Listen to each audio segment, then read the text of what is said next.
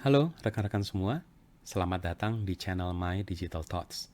Nama saya Irving Huta Galung, dan di channel ini saya akan berbagi tips and trik seputar teknologi, baik yang saya dapatkan dari pekerjaan maupun dari kehidupan sehari-hari.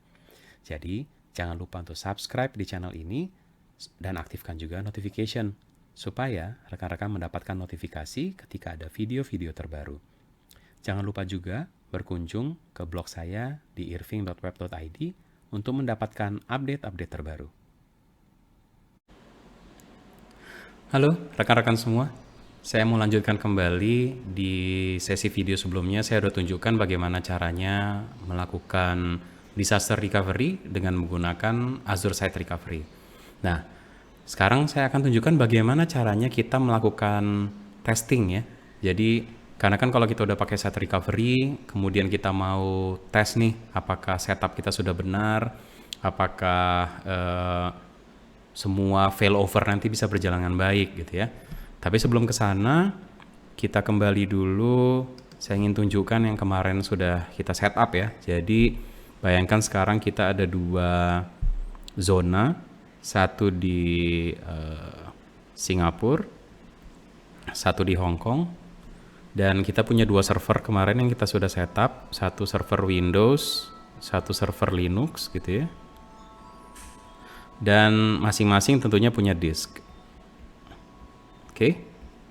Nah, seperti sebelumnya sudah saya jelaskan, dengan menggunakan Azure Site Recovery yang kita lakukan adalah sebenarnya melakukan replikasi disk level. Jadi storage-nya sebenarnya direplikasi dengan menggunakan Azure Site Recovery. Nah, untuk cara setupnya silakan rekan-rekan lihat lagi di video saya sebelumnya ya. Nah, kemarin sudah saya sebutkan, kalau kita melakukan failover, maka yang akan dilakukan oleh ASR adalah menghidupkan VM yang ada di target gitu ya. Jadi ASR akan mendeteksi bahwa server di source-nya mati atau kita sedang melakukan failover test, maka server ini akan dihidupkan.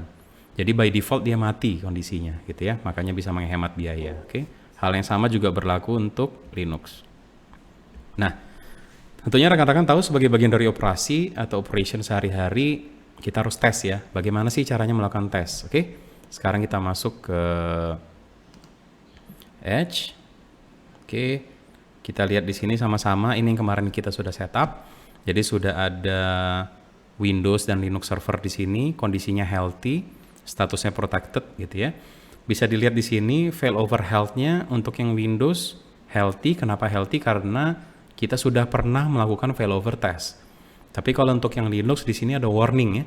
Kenapa? Karena kalau kita klik, kita bisa lihat di sini ada warning karena kita belum pernah melakukan failover test. Nah, ini akan kita lakukan sekarang. Oke.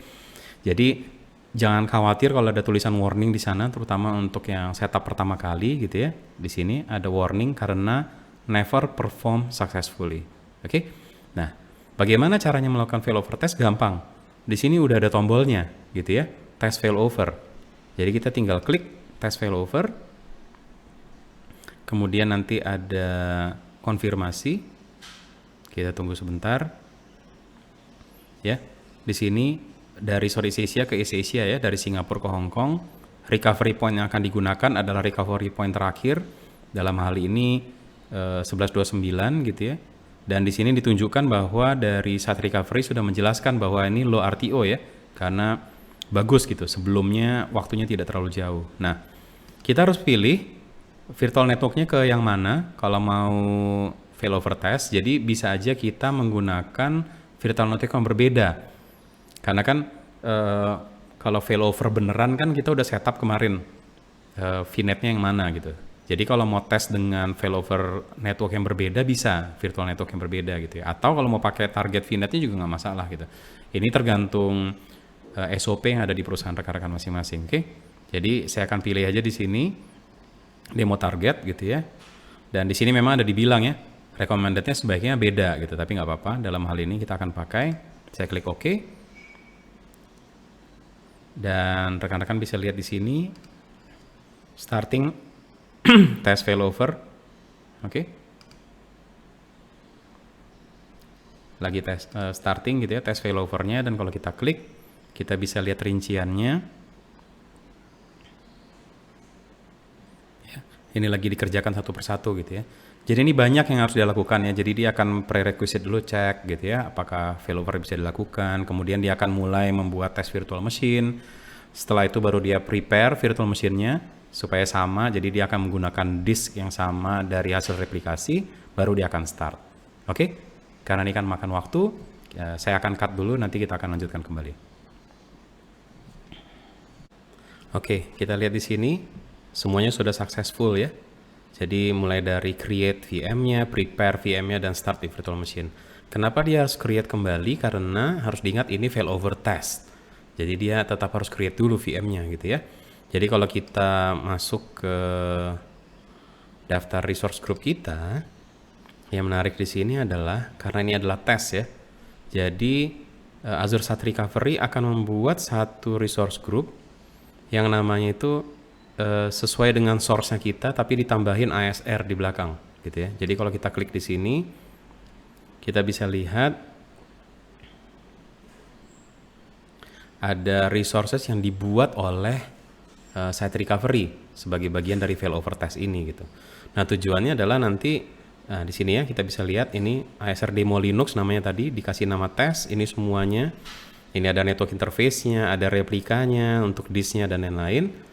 Dan tujuannya adalah kalau kita benar mau melakukan testing, misalnya ada aplikasi di dalam yang mau kita tes gitu ya, karena melibatkan beberapa server, maka kita bisa langsung masuk ke dalam, misalnya dengan SSH atau dengan remote desktop, dan kita melakukan testing gitu ya.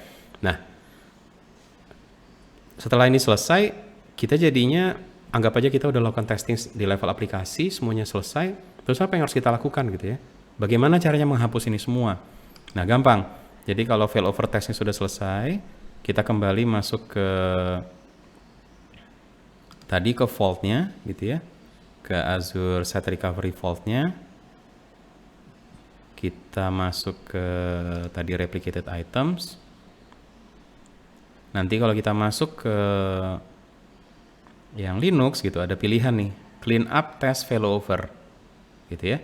Jadi kalau kita misalnya udah selesai melakukan testing di level aplikasi, network, dan lain-lain, maka hal berikutnya yang harus kita lakukan setelah selesai adalah kita harus clean up. Kalau enggak nanti resource-nya ada di sana terus gitu ya. Lumayan juga akan makan cost gitu. Jadi di sini ada pilihan clean up, test failover, kita tinggal klik di sini. Kita bisa taruh notes misalnya failover-nya tesnya sukses atau gagal gitu ya. Kita centang di sini testing is complete, delete semua virtual machine, maka Azure akan mulai membersihkan gitu ya, membersihkan failover environment yang tadi kita sudah buat gitu, bagian dari tes. Oke. Nah, ini juga makan waktu, kita tunggu dulu sampai selesai ya. Oke, seperti rekan-rekan lihat di sini sudah successful semua clean up-nya. Jadi kita kembali lagi melihat kondisi dari service vault kita. Kalau rekan-rekan cek nanti bisa dilihat bahwa kembali seperti semula ya. Jadi kondisinya kita bisa kembali melakukan failover test kalau perlu. Tapi yang harus diingat juga adalah kalau tadi awalnya yang Linux tadi statusnya masih warning gitu ya. Ini sekarang failovernya sudah healthy gitu. Jadi karena kita sudah pernah setidaknya melakukan tes satu kali. Biasanya sih standarnya di perusahaan-perusahaan kita melakukan failover test ini minimal sekali sebulan gitu ya. Tentunya bekerja sama dengan tim lain gitu ya ketika melakukan tes. Jadi last successful test over di sini langsung kelihatan tanggalnya dan kita kembali bisa melakukan tes failover. Oke. Kalau kita kembali ke resource group yang tadi yang dibuat oleh Site Recovery ya, bisa rekan-rekan lihat di sini. Oke. Ada ASR demo source ASR. Ini yang dia buat untuk testing. Maka kita bisa lihat di sini ini hanya tersisa adalah replikanya. Oke. Nah, ini adalah bagian dari replika yang memang sehari-hari dilakukan oleh ASR. Oke.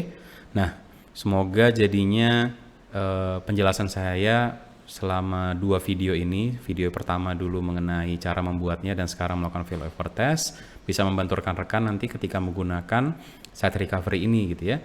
Dan walaupun contoh yang saya berikan adalah dari Azure ke Azure dengan beda region, site recovery ini juga bisa digunakan untuk dari on-prem ke Azure. Nah, ini akan sangat membantu rekan-rekan nanti ketika mengurangi cost ya, daripada punya disaster recovery center yang sama besarnya gitu ya dengan production data center kita, maka kita bisa tempatkan disaster recovery centernya di Azure dan itu akan sangat menghemat cost. Oke, semoga video ini membantu rekan-rekan semua. Terima kasih.